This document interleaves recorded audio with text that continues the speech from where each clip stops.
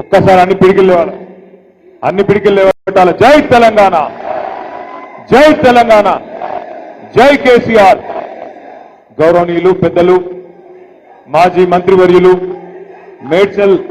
మేడ్చల్ నియోజకవర్గ శాసనసభ్యులు, మీ అందరి అభిమాన నాయకులు శ్రీ చామకూర మల్లారెడ్డి గారు, మాస్ మల్లన్న గారు, గౌరవ జిల్లా పార్టీ అధ్యక్షులు సోదరుడు శాసన మండలి సభ్యుడు శ్రీ శంబిపూర్ రాజు గారు, గౌరవనీయులు పెద్దలు మల్కాజ్గిరి పార్లమెంట్ నుండి మన పార్టీ అభ్యర్థిగా పోటీ చేసిన గౌరవ శ్రీ రాగిడి లక్ష్మారెడ్డి గారు, గౌరవనీయులు భువనగిరి పార్లమెంట్ నుంచి మన పార్టీ అభ్యర్థిగా పోటీ చేసిన పెద్దలు శ్రీ క్యామా మల్లేష్ గారు, సోదరుడు పీర్జాదిగూడ మాజీ మేయర్ శ్రీ జక్కా వెంకటరెడ్డి గారు, జవహర్ నగర్ మాజీ మేయర్ సోదరి కావ్య గారు, బోడుప్పల్ మాజీ మేయర్ సోదరుడు బుచ్చిరెడ్డి గారు, సోదరుడు సంజీవ్ రెడ్డి గారు, ఇంకా వేదికపై ఆసీనులైన గౌరవనీయులైన మున్సిపల్ చైర్మన్లు, మాజీ చైర్మన్లు, వివిధ మండలాల పార్టీ అధ్యక్షులు, ఇప్పటిదాకా మాట్లాడిన మా సోదరి నిర్మలమ్మ గారు, అదేవిధంగా ఈరోజు పార్టీలో చేరుతున్న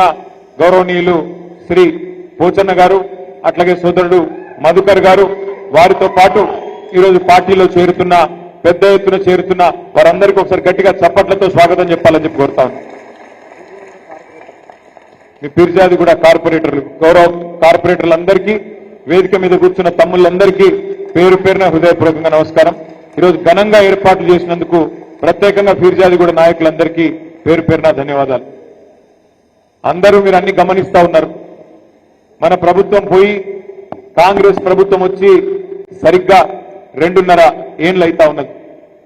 ముఖ్యమంత్రి రేవంత్ రెడ్డి గారు, అట్లాగే ఉప ముఖ్యమంత్రి బట్టి విక్రమార్క గారు ఎన్నికలకు ముందు ఊదరగొట్టే ప్రసంగాలు చెప్పినారు. ఇష్టం వచ్చిన హామీలు ఇచ్చింది. నోటికి ఎంత వస్తే అంత, ఏది అడిగితే అది, అందరికీ అన్ని ఇస్తామని చెప్పి అడ్డం పొడుగు ఎటువడితోటి మాట్లాడింది. ఎస్సీ ఎస్టీలకు ఎస్సీ ఎస్టీ డిక్లరేషన్, బీసీలకు బీసీ డిక్లరేషన్, రైతులకు రైతు డిక్లరేషన్, మహిళలకు మహిళా డిక్లరేషన్, మళ్ళా మీదికెళ్లి ఒక 420 హామీలు, వాటి మీదకెళ్లి 6 గ్యారంటీలు అని చెప్పి డబ్బా కొట్టి 6 గ్యారంటీలు 100 రోజుల్లోనే అమలు చేస్తామని చెప్పి పెద్ద పెద్ద మాటలు చెప్పి, అడ్డం పొడుగు మాటలు చెప్పి మొత్తానికి అధికారంలోకి వచ్చింది. కానీ మీరు మేడ్చల్లో మీరు నమ్మలేదు కాంగ్రెస్ పార్టీని, హైదరాబాద్ లో ఎవరు నమ్మలేదు. ఒక్క సీటు కూడా ఓఆర్ఆర్ లోపల ఒక్క సీటు కూడా కాంగ్రెస్ పార్టీకి ఇవ్వకుండా మీరు చైతన్యాన్ని ప్రదర్శించినారు.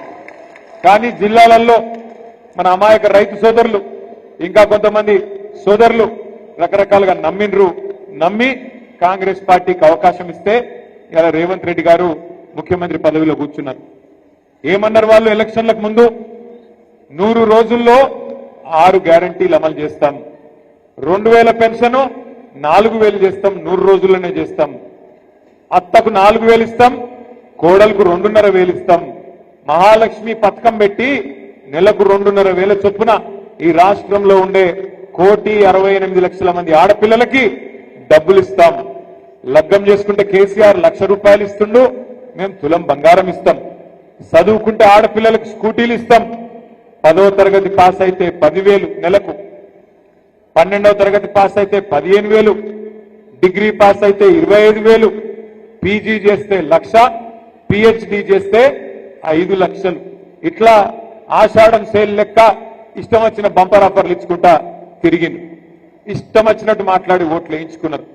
ఇవాళ ముఖ్యమంత్రి గారిని అడిగితే, ఏమయ్యా ముఖ్యమంత్రి గారు, మరి 100 రోజుల్లోనే 6 గ్యారంటీలు అంటివి, ఇన్ని మాటలు చెప్తీవి కదా, 2,000 పెన్షన్ ఎక్కడ పోయింది, 15,000 రైతు భరోసా ఎక్కడ పోయింది, మహిళలకు చెప్పిన 2,500 ఎక్కడ పోయింది, తులం బంగారం ఎక్కడ పోయింది, స్కూటీలు ఎక్కడ పోయినాయి, విద్యా భరోసా కార్డులు ఎక్కడ పోయినాయి, ఇక నువ్వు చెప్పిన మిగతా డిక్లరేషన్లు హామీలు ఎక్కడ పోయినాయి ముఖ్యమంత్రి గారు అంటే, ఆయన చెప్తున్నాడు నిన్నగాక మొన్న ఆదిలాబాద్ లో ఒక ముఖ్యమంత్రి నోట్లకెళ్ళి మాట్లాడకూడని మాట.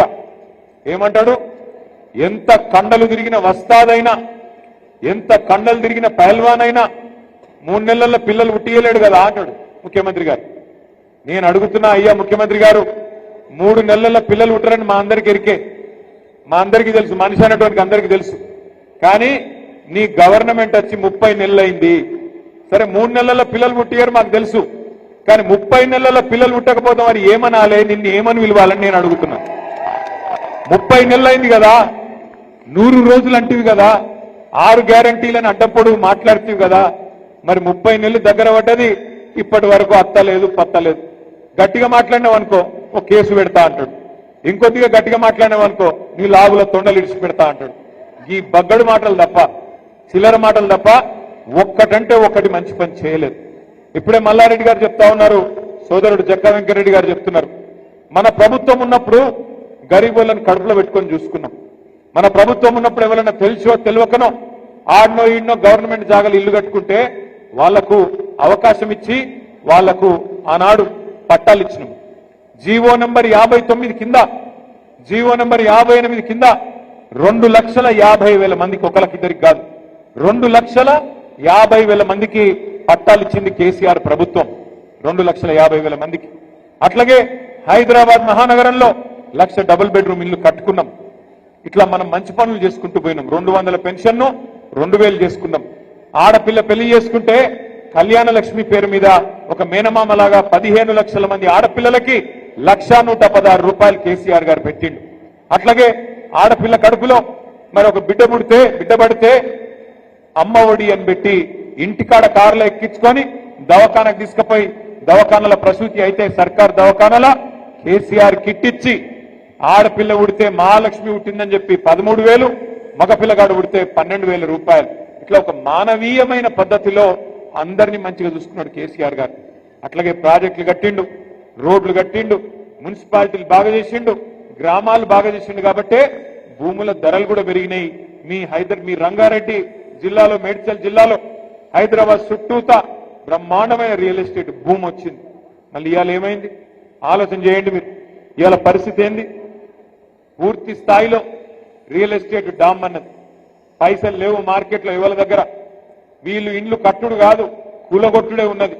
హైదరాబాద్ లో ఒక్క ఇల్లు మంజూరు చేయలే కొత్తది, కానీ కొన్ని వేల ఇండ్లు బుల్డోజర్లు పెట్టి కూలగొడతా ఉన్నాడు రేవంత్ రెడ్డి. చూస్తా ఉన్నారు మీరు. ఒకరోజు అమీన్పూర్ లో, ఇంకొక రోజు కుకట్పల్లిలో, ఇంకొక రోజు ఇక్కడ సాయి ప్రియ లేఅవుట్ లో, ఫిర్జాదిగూడలో, ఎక్కడో దగ్గర బుల్డోజర్ పెట్టుడు, గరీబోళ్ళ ఇండ్లు కూలగొట్టుడు తప్ప ఒక్క మంచి పనన్నా చేసిండా? దయచేసి ఆలోచన చేయండి. ఇక్కడికి వచ్చిన మిత్రులను, ఈరోజు పార్టీలో చేరుతున్న మిత్రులను నేను ఒక్కటి కోరుతా ఉన్నా. మనం ఇవాళ కొట్లాడుతున్నది అధికారం కోసం కాదు. మనం కొట్లాడుతున్నది మన కొత్తగా ఏం కాదు అధికారం. 10 ఏళ్ళు అధికారంలో ఉన్నాం. కానీ ఇవాళ అవన్నీ కాదు, ఒక పని చెయ్యు, దోమల గుడ లెక్కనే దోమల హిల్స్, దోమల బాదు, దోమల గుట్ట, దోమల గుడ ఇట్లనే పేర్లు పెట్టి తప్ప నీ కనీసం దోమల మంది కూడా కొట్టే తెలివి లేనోడివి నువ్వేం చేస్తున్నావు ముఖ్యమంత్రి అని చెప్పి మొన్న శాసనసభలో కూడా అడిగిన. మీరు చూస్తా ఉన్నారు అన్ని విషయాల్లో. ఆయన ఒక్కటే ఆలోచన చేస్తున్నాడు రేవంత్ రెడ్డి గారు, ఎట్లన్నా చేసి మనను బదనాం చేసి కేసీఆర్ అప్పుల పాలు చేసిండని, ఇంకోటి చేసిండని తప్పించుకుందామనే ప్రయత్నం.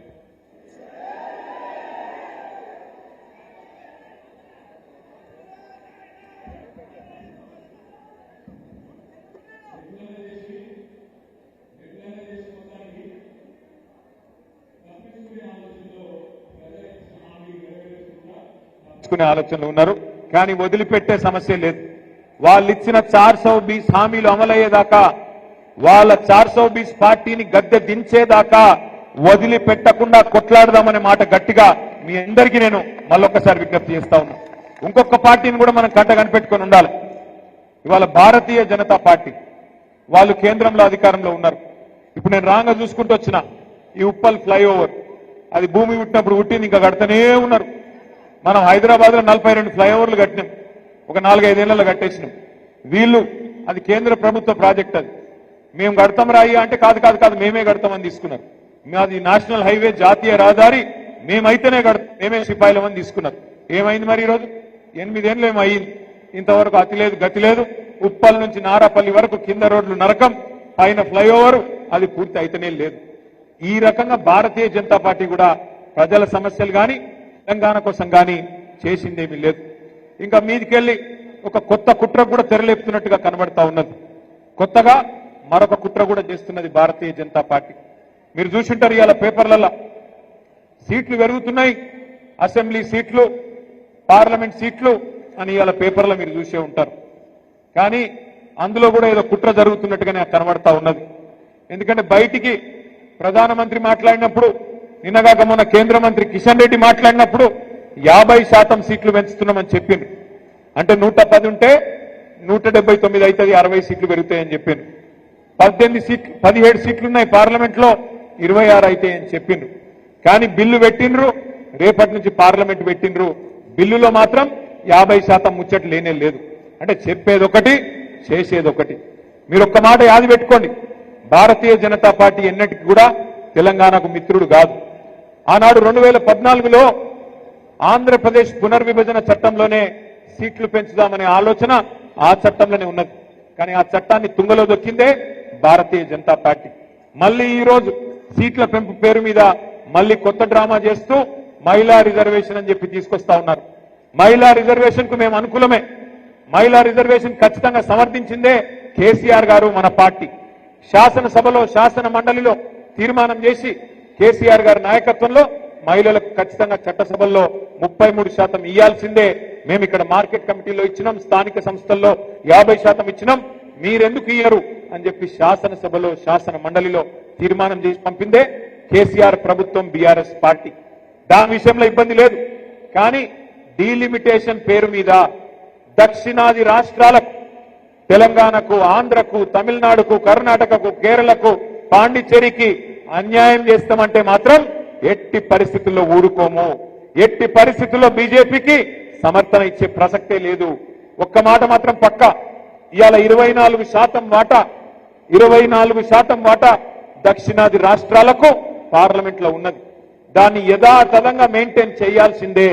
లేకపోతే మాత్రం ఎట్టి పరిస్థితుల్లో తిరుగుబాటుకు, పెద్ద ఉద్యమానికి కూడా బీఆర్ఎస్ నాయకత్వం వహిస్తుంది. అవసరమైతే కేసీఆర్ గారే ముందుండి నడిపిస్తారనే మాట కూడా నేను భారతీయ జనతా పార్టీకి, కేంద్ర ప్రభుత్వాన్ని కూడా చెప్తా ఉన్నా.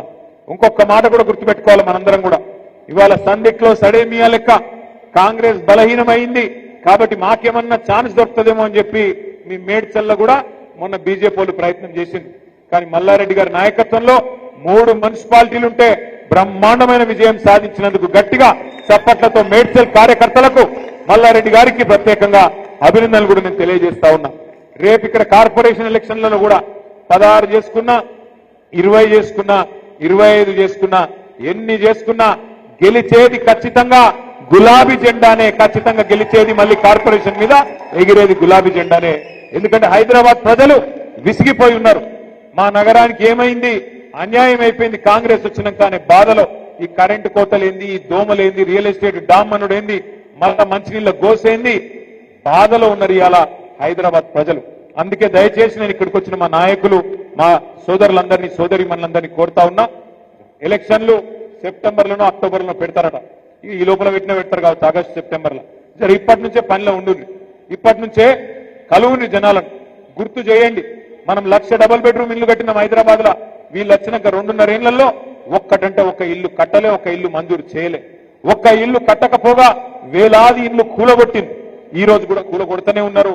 గరీబోళ్ల వ్యతిరేక ప్రభుత్వం ఇది, బుల్డోజర్ ప్రభుత్వం ఇది. ఇట్లాంటి ప్రభుత్వాన్ని కొనసాగనిస్తే, వాళ్ళ కార్పొరేషన్లో ఓటేస్తే నీ ఇల్లే కూలగొడతాడని చెప్పాలి.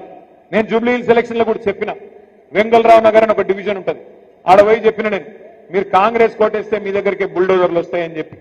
ఒక 10 రోజుల కిందట వెంగళరావు నగర్ బస్ వాళ్ళు వచ్చారు నా దగ్గరికి, సార్ మా మీదికి బుల్డోజర్ వస్తాను సార్, మమ్మల్ని కాపాడు సార్ అని. నేను వాళ్ళకి ఒకటే చెప్పిన, కత్తి వానికి ఇస్తేవి, యుద్ధం నన్ను చేయమని పడుతుంది, ఎట్లయితుంది అని అడిగిన. ఓట్లు వానికేస్తేవి జూబ్లీ హిల్స్ ఎలక్షన్ లో, ఇప్పుడు యుద్ధం నన్ను చేయమంటున్నావు, ఆడికెళ్ళి చేయాలి. రేపు మీరు కూడా అదే అడగాలి. ఓటు మాకేయండి, మీ సమస్య పరిష్కారం మా బాధ్యత అని చెప్పండి. అట్లాగే ఇంకొక విషయం చెప్పండి అందరికీ కూడా, ఓటు అడిగేటప్పుడు ముఖ్యంగా కార్పొరేటర్ ఎన్నికల్లో 2 ఏళ్లలో మళ్ళీ తిరిగి కేసీఆర్ గారు రాబోతున్నాడు, మీకు ఇచ్చే ప్రతి మాట నిలబెట్టుకునే బాధ్యత మాది అనే మాట గట్టిగా చెప్పండి. తప్పకుండా ఇప్పటి నుంచే నిర్విరామంగా ప్రజల్లో ఉండాలని చెప్పి కూడా నేను కోరుతా ఉన్నా. తమ్ముడు మధుకర్ గారు, పోచయ్య గారు, అదేవిధంగా పీర్జాది కూడా మిగతా కార్పొరేటర్లు అందరూ కూడా బ్రహ్మాండంగా పనిచేశారు. వెంకటరెడ్డి గారి నాయకత్వంలో అవార్డులు కూడా గెలుచుకున్నారు మీరు జాతీయ స్థాయిలో. మల్లారెడ్డి గారి నాయకత్వంలో మేడ్చల్ నియోజకవర్గం కూడా బ్రహ్మాండంగా అభివృద్ధి జరిగింది.